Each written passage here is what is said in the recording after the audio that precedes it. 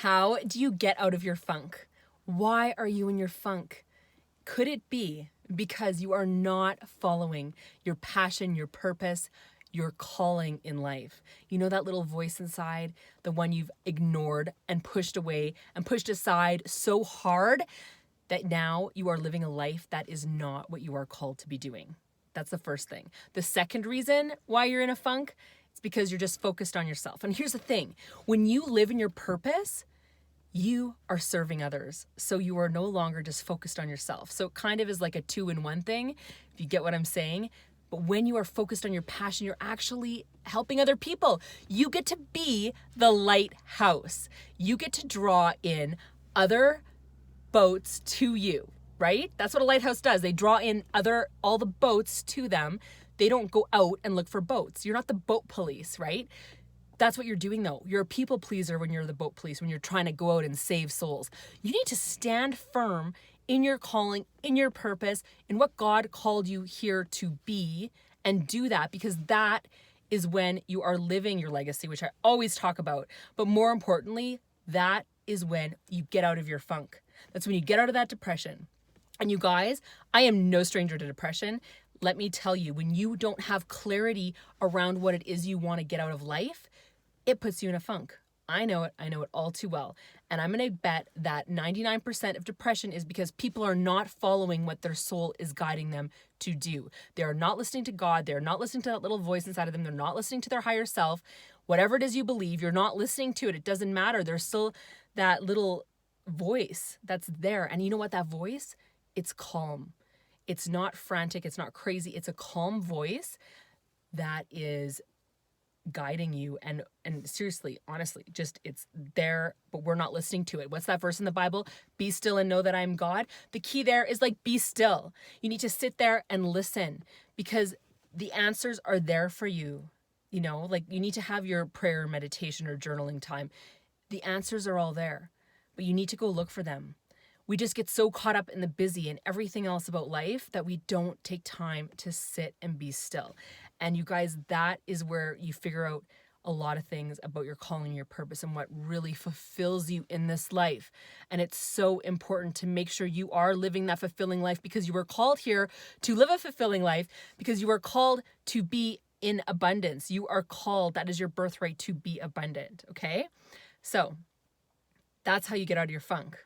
You go figure out what it is you are called here to do, and you go do it. It's going to be hard. It's not going to be easy. I've had like the hardest year of my life, but I know, you guys, I'm still doing what I'm called to be doing. And so even on the worst of days, which let me tell you guys, this has been like the worst of days, I'm still deep down at peace. I'm still happy. I can still come here and smile on this video, even though I want to go home and cry, and I might cry, and that's okay, because you get to go through that whole thing of emotions. And just because you're living your purpose doesn't mean it's going to be easy. It's definitely not going to be easy, but you know what?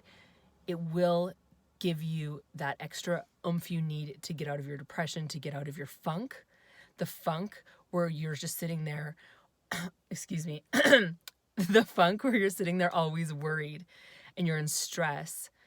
That goes away when you help others and you serve others. And it goes away when you're in your purpose and you're in your calling, doing what you're called to do.